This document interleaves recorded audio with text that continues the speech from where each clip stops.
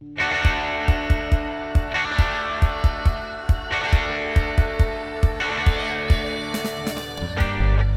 to The Worst Writer in the World, a podcast in which we read stories to you. This is the 4th episode of Gret Binchleaf and the Adventure of the Women Getting Abducted by Crabs, which includes Chapter 7 by Howard. The continuing adventures of Gret Binchleaf, the soft-boiled private dick with a crippling fear of pies. Okay, here we go. Having lost the power to make crabs go big...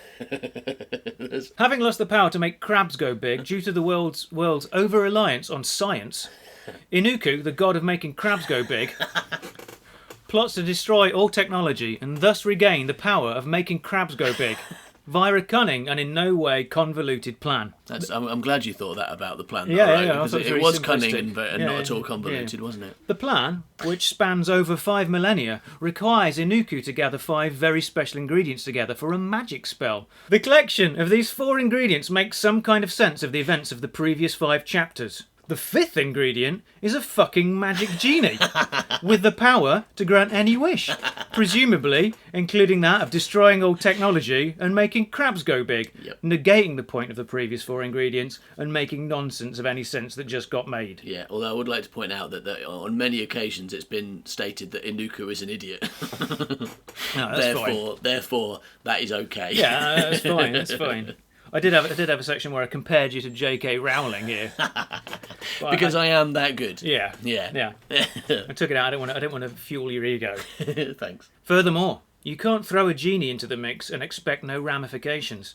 In fact, according to geniestats.co.uk, the number 1 wish in Wales is, I wish you would turn my wife into an uncastrated male sheep. And with a population of 3 million, as I'm sure you can imagine, that is a lot of ramifications. Oh dear. Yes. Yeah, that was good. Was that a Welsh people having sex with sheep joke? No, that's just people wanting their sheep turn into their wives turn into sheep because they haven't got enough sheep. Yeah. All right. Yeah. So it's nothing to do with sex with the sheep. It's No. just they want an extra sheep. Yeah. And they don't want a wife. Exactly. All right. That's So if you thought that was a sex with sheep joke, which it definitely wasn't. Definitely was not that. It wasn't. We're just saying that all Welsh men hate their wives. Yeah, because they wanted to turn their wives into uncastrated male sheep. So Yeah, you can't have sex with a male sheep, can you? Not an uncastrated one. No. I suppose it could have sex with you if it's been uncastrated. So it's a sex with humans joke. Yeah. Which is from the point of view of a sheep. Totally original. Yeah. That's a lot of ramifications. Yeah. And now let's see precisely how many as we embark upon Get Binchleaf and the Adventure of the Women Getting Abducted by Crabs. That's good. Chapter 7.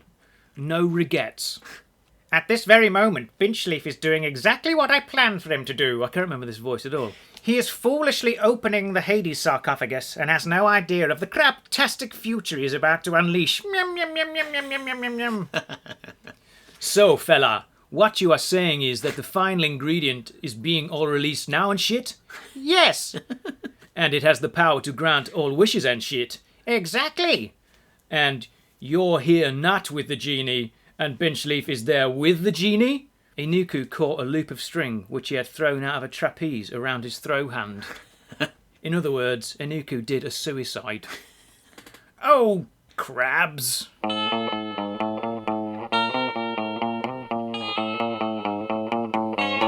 3 years later. Oh, wow. Crapping heck. The wind rushed through his hat, and although the latest craze was using Google Smells to send an e-fart, this was very much regular wind. Speedier! Speedier! Yelled the space wizard, who had grown bored of using the word faster some miles back. Sprightlier! He yelled, and whipped his camel harder. If it had been a cow, it would have made cream. Do you see them yet, Space Wizard Meredith? Ooh. Space Wizard Meredith was that other Space Wizard one, the one he liked to do in the wigwam. She wasn't so keen on that and preferred it regular. But she loved him, so she put up with his little idiosyncrasy. Little Idiosyncrasy was her nickname for his Space Willy. There they are!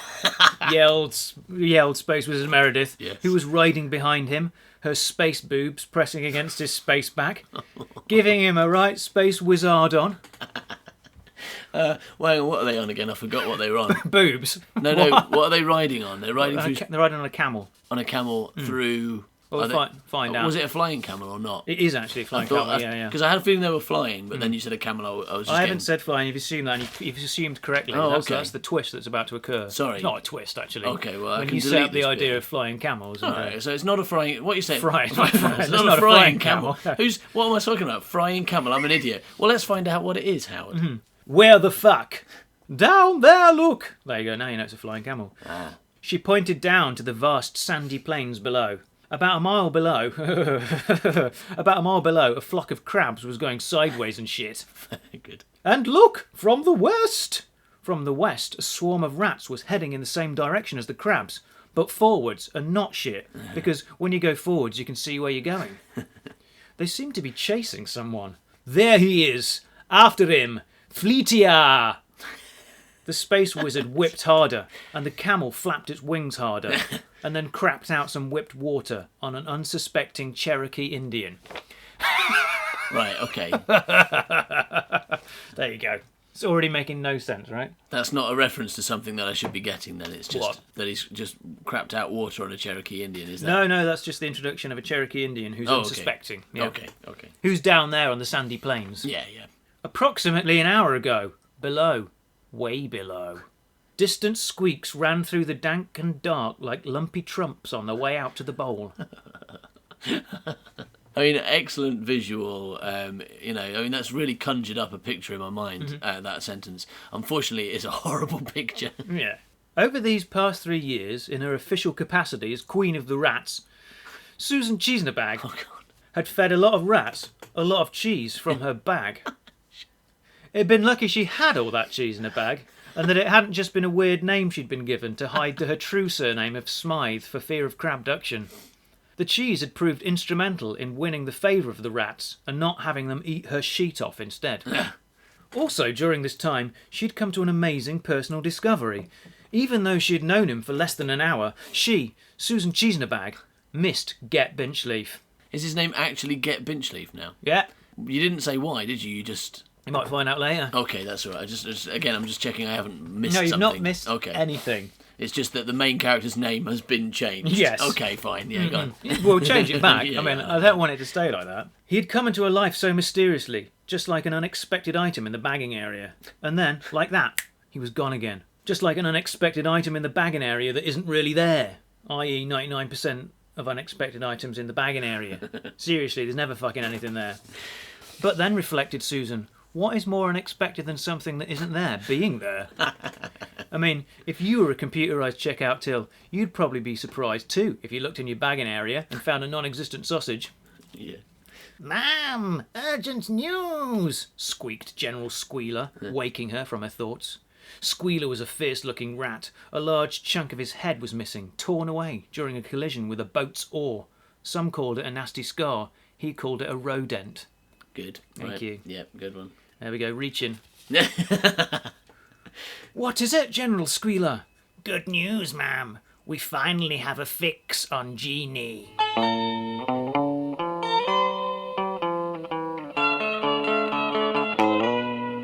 "3 years ago, no one was entirely sure what happened that day when Jeannie the Genie was finally released from the Hades sarcophagus." Okay. Okay. So that's how you're dealing with it, right? Yeah. Okay. Yeah, do you like it? I love it. Thank you. It's some extremely deft avoidance of the issue. I'm good if I'm good. If anything, I'm good at it. It's deft avoidance. It's easy to avoid things when you're deaf, though, isn't it? No, you can't hear them creeping up behind you. Oh yeah, but if people say like, "Could you pick up that chair, please, Howard?" Oh, I won't because I'm avoiding it because I'm deaf. Varying reports came in: flying pigs, talking trees, snow going up, and Mr. Barrytown trying to catch snowflakes with his bumhole. And there was one account of a thin man flying off on a massive pie with a nun. What was certainly evident was this: so eager after his incarceration was the genie to grant everyone's wish that he wasted no time at all, plugged himself into the internet and sent a group email. What happened next went to prove there are a lot of optimistic people in the world. Anyone who had ever believed that they'd won a European lottery that they hadn't even heard of, let alone entered, or that a Nigerian prince wanted to give them £1,000,000,000, or that someone had seen their profile and thought they were hot, was finally paid off. Wait a minute. Yeah. Are you suggesting that's not real? Because I'm still waiting for this Adriana chick to contact me. Because like she just came across my profile one day, and like not one day, but like every day for a week. yeah, every day for about 4 months. Yeah. And like she was so impressed that she wanted to chat online and meet up, and maybe like there was something about either kicking me in the dick or licking me in the dick in there. I think that was the deal. So she was writing to me as well. I'm afraid that was a fake person. I think it must have been a robot that wants to lick your dick. Oh, I'm okay with that. I think that's the Probably future, isn't better at it? it, The yeah. future is sex with robots, and the good thing about that is But their tongues are made nothing, from like, actually. are made from like saws or something, aren't they? You know what? A robot saw tongue licking you. I don't fancy the idea of getting licked by a robot. Even if it's smooth, it's going to be smooth metal. And you're just like basically just rubbing yourself with a spoon. Yeah. I can do that, but I don't want to. What have you tried? I've never Might be all right, I've never looked at a spoon and thought, you know what I'm going to do with that spoon? I'm going to rub myself with it and pretend that a robot's licking me. That's never been an attractive option. So if anyone's listening to this and wants to try that out, tell us how it feels. Then write to us at the usual address. You're exactly the sort of person that sex robots are being designed for. Yep. Anyway, carrying on. Yeah, so all those people, anyone who'd ever believed any of those things, or that someone had seen their profile and thought they were hot, was finally paid off for their ceaseless stupidity. And approximately 6 billion idiots out of 7 billion regular people responded and made their wishes. So you're stating that you think Yes, there's 6 billion people in the world stupid enough to believe that Adriana actually saw their profile and wants to lick them in the dick. Yeah, I thought about it long and hard. It used to be a lot a smaller amount, and then I decided no. I think that like 6 billion people out of 7 are idiots. Okay. And then, my friends, they didn't look so idiotic after all. You know, dependent, of course, on how dumb their wishes were. Fred Bingo from Dorset still looked like a right twat after he wished to have a dog instead of a head. More specifically, he looked like a dead man with a dog trying to get off. The world changed completely in the space of a day. It went flat, it went nude, and France totally disappeared. Hooray! The resulting strain on granting so many wishes at once, however, blew a fuse in Genie, making his powers almost but not entirely redundant from the effort. He was left with the power to grant only one more wish, and then he would be dead, extinct. But he didn't want to be dead and stink of eggs. So he wouldn't die. He was a resourceful guy. Like someone who hangs out with Mr. Punch and his wife. He always rolled with the punches. And had sausages. Yeah. And was a crocodile. Yeah. Cool. Yeah. That's canon. Yeah. He's now a crocodile with sausages. crocodile. Okay. Yeah, because you said he was in a green suit. Maybe that's because he's a crocodile. I think it was green. I think so. But he had a beard. So he's a crocodile with a beard. Yeah, exactly. Bearded crocodile. Okay. Canon. Well, but he's not a crocodile with a beard anymore because he adopted a disguise. Ooh. He adopted a disguise and went underground, hiding with that last remaining wish, the wish that might reverse the terror he had inflicted and the pea-covered world he had created. Pea covered. Yeah, because of it's a callback to yours. Yeah, and someone. Oh, I thought it meant that someone had wished for the world to be covered in peas. Oh no, You just mean there are. Yeah, so many people wished for world peas that now the world there are a lot is of peas, right? covered with the things.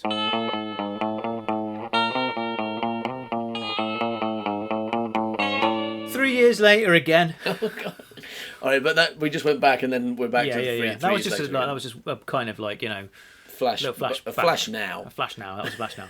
yeah, that'll do. Yeah. And now it's 3. Now it's a forward now. 3 years later, in Trevor is Wellgood Land, a small floating island north of East Africa, Steve G. Eney sat in the corner of the Elephant Cafe. His name's Steve. Yeah. Okay, good.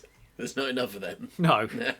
Steve G. Eney sat in the corner of the Elephant Cafe with his clean-shaven face concealed by a shadow cast from the brim of his cat. Wearing a cat on your noodle wasn't ideal, as they tended to dig their claws into your eyes if you moved too fast. Moved too slow. Moved. Didn't move. Or existed. But there was no longer any choice. Thanks to Ayaka Furuta, aged 5, along with her wishes to swap the words get and gret around, and the creation of something called monkey bum faces, all hats were now cats.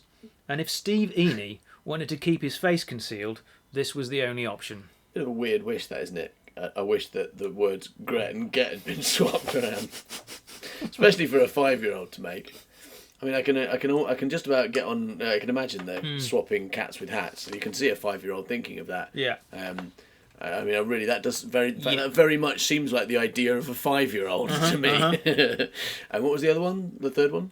The creation of something called monkey bum faces. Okay, yeah, I can see it. That again, that very much seems like the idea of a 5-year-old. She'd run out of ideas at that point.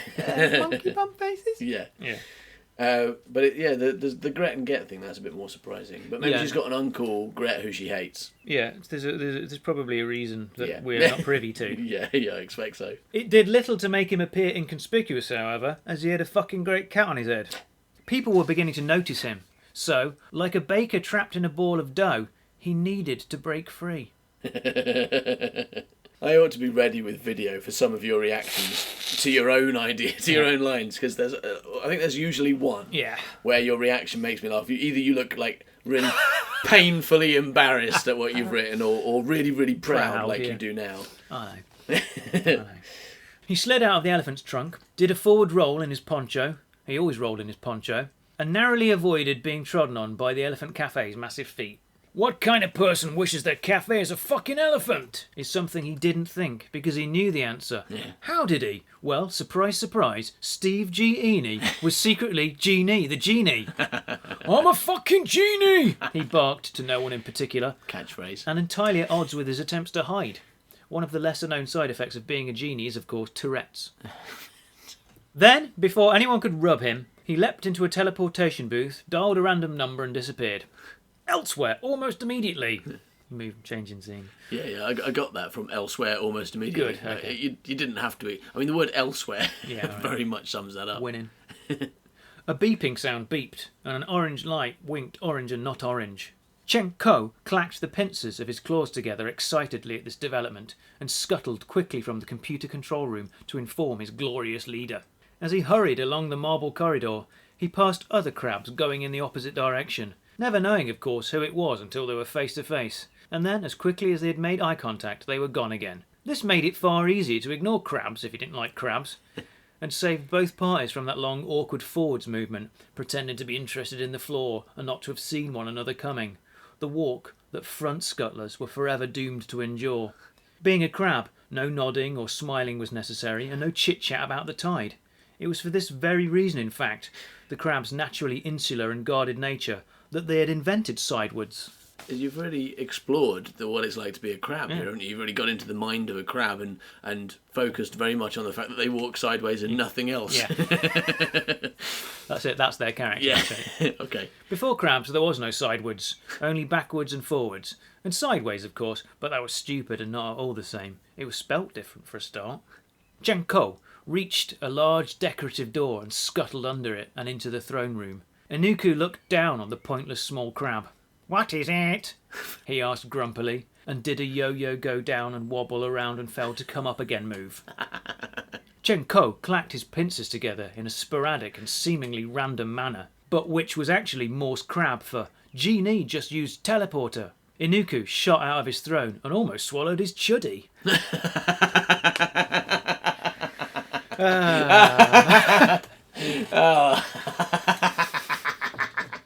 Hooray! Oh, you better explain why I found that quite so funny. Go on.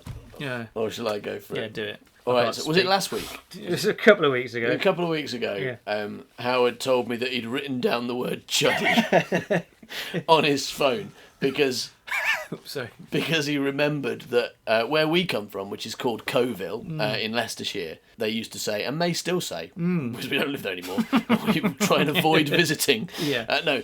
But they certainly used to say when we were kids, chuddy was slang for chewing gum. So if you got a chuddy, would be have you got any chewing gum? Chewing gum. Now we're posh. We say, excuse me, do you have any spare chewing gum? Do you have any Wrigley's Airwaves? Yeah, yeah. But when we were poor scum, we would say chuddy. And so Howard told me he'd written it down with the resolution that he would get it into a chapter at some point, and this is his next chapter, so he's very much and there it is, achieved that. Well done. Because as I told you earlier, I just had to go through my phone to kind of like desperately try and find something to put in this chapter. And you found the word chuddy. Yeah, I was like, oh, well, I'll put that in. That can't hurt. It's only one word. It's not going to hurt anyone, is it? Well, it's been my favourite part so far. Yeah. Speaks volumes, really, about the chapter. No, for me, it's been... Other people will probably have enjoyed something else much more. Where to? He gasped.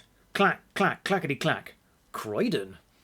Then quickly, let us scuttle, my crab brothers. Meow, meow, meow, meow, meow, meow, meow, meow. Presently, Inuku's... He does a lot more of that laughter in your chapter than mine, have you noticed? Yeah. It's because I've got nothing. I'm like, I'm trying to make him... that's more characteristic for him. He says meow, meow, meow a lot. Fair enough. Presently, Inuku's army of 329 small to regular-sized crabs formed a taxi crab. And with Inuku on board, they headed sidewards to Croydon. So he still can't make crabs go big? No. Okay. He never got to the genie. No, okay. I guess he didn't respond to the genie's only got one wish left. Although the spell didn't specify whether it needed a wish or to put the genie in a pot or not. So. That's true. But if the genie dies because he cast his last wish, then he can't put it in. Yeah. Good. Croydon! Yeah. Nathaniel Mewingpaws was a sharp-toothed and sharper-clawed guard cat. He was currently bouncing up and down as his seat legged it across the vast sandy plains of Croydon. So that's a reveal of where the Cherokee Indian was. Yeah, that's right. Okay. Yeah. Well, London is a multicultural place. Yep. He dug his claws in tighter to stop himself from falling off. Fuck-a-doodle-doo! Yelled Jeannie as the cat drew blood. Jeannie had chasing after him this very now shed loads of people and things, including in the lead a deranged and particularly tenacious Cherokee Indian who was intent on catching him and rubbing him. Yeah. I might add that in lieu of a lamp, the way to get a genie to grant you a wish is to rub his head, and this explained the presence of Nathaniel a lot better than before. Yeah. I like that characteristic that you can rub a genie. Yeah. That's good. I like that. Yeah. I like that. And that you have to. Yeah. In fact, you're not allowed. You shouldn't be allowed to just ask for a wish. You should have to. Some rubbing should occur. You've got to tackle him and rub him. Yeah. That's it. So you're like, Genie, I wish I had a lot of money. It's like, you haven't rubbed me yet. You gotta rub me if you want a wish. You want a wish, you gotta rub it, Genie. I'm going to rub you. I'm going to give you a good rub. Hang on, who's this? Taunted the unexpectedly Scottish Cherokee. Oh, okay. Perhaps in hopes of not sounding racist. Yeah. Look at your head. It's such a good head. Who gave you that good head? Your mama. Did your mama give you a good head? I'm going to rub it. Just as the Cherokee was about to pounce, a large blob of gelatinous water fell from the sky and struck him on the mazzard. The Cherokee was knocked to the ground, and in shock he reverted to his true form, that of Jimberly Smythe. Ooh. Who, it transpired, loved turning into anything with the word chair in it. Presently she was set upon by a swarm of hungry rats, who converted her to dead. Oh. So that's that over. In one line? That was, my goodness. Yeah. So Jimberly's dead? Yeah, you can bring her back to life with a wish, maybe. But she's been eaten by rats. That's what's happening now. As Susan Cheesenabag heard her rats chow down on Jimberly, she was reminded of Get Binchleaf, for whom she had unusual feelings. He had loved eating food, she thought fondly. She remembered him stopping at that burger bar on the way to the British Museum and eating his burger with relish, both kinds, enjoyment and condiment. Then, with sauce dripping from his chin, probably, he'd turned and said, "Do you know what I think? I think if the A-Team embarrassed themselves by letting Face get kidnapped, in order to save Face, they'd need to save Face. I also think this burger needs more dead cow in it." Thinking of him made her feel warm, as though her sheep were an expensive duvet, and she was instantly less repulsed at the sound of rats eating her sister's throat. "Ma'am, we have him," squeaked Squealer, and it was so. "Twat yoghurt," yelped the genie, and he was so terrified he shat out a dick turd. I've no idea. Just put it in there. Just put it in there, fishing, hoping. Okay. He had been centred by 3 bands of predators. It was like the Jewel in The Good, the Bad and the Ugly, only with a genie in the middle. He wasn't cornered, you see, he was centred. Okay. Inuku stood at one corner of the triangle with his army of 311 small to regular-sized crabs. 18 had gotten lost on account of not looking where they were going.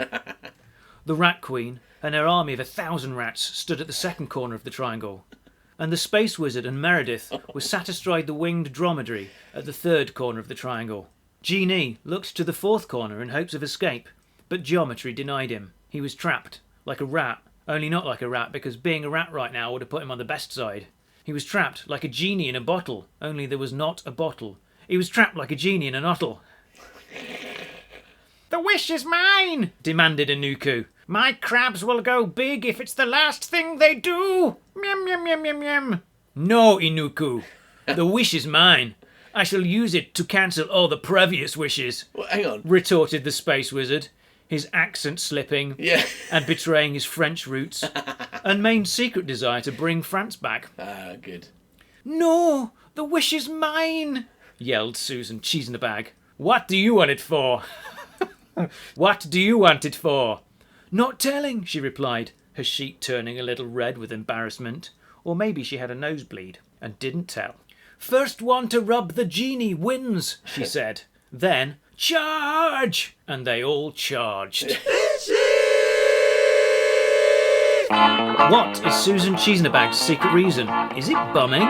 Will the genie escape, or will he get rubbed to death? And really, is that such a bad way to go? And finally, if he does get rubbed out, who will do the rubbing? Find out in the next hopefully shorter and more sensey-making chapter of Gret Binchleaf and the Adventure of the Women Getting Abducted by Crabs.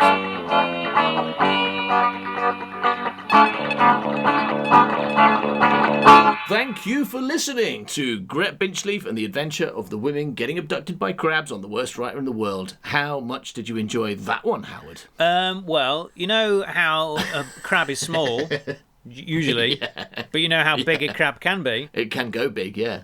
That's how much I enjoyed it. I enjoyed it as much as the size of a big crab, yeah. Okay.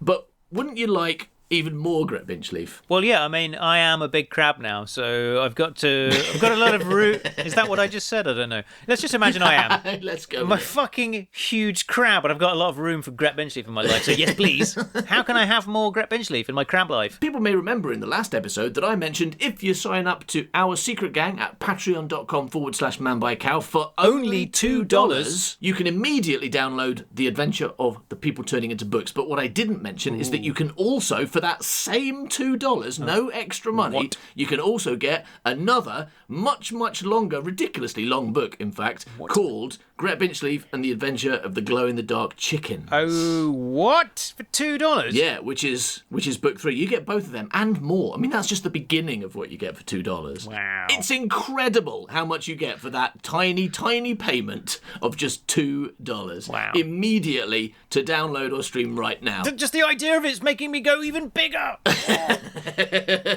So big. And just in case you're not convinced, here is a trailer for book 3, The Adventure of the Glow-in-the-Dark Chickens, which, again, you should listen to because I've deliberately designed it to contain extracts which will be referenced in later episodes of Gret Binchleaf on The Worst Writer in the World, just in case you're so cheap that you can't even spend $2 on several Gret Binchleaf books. We understand if you're that cheap. Right.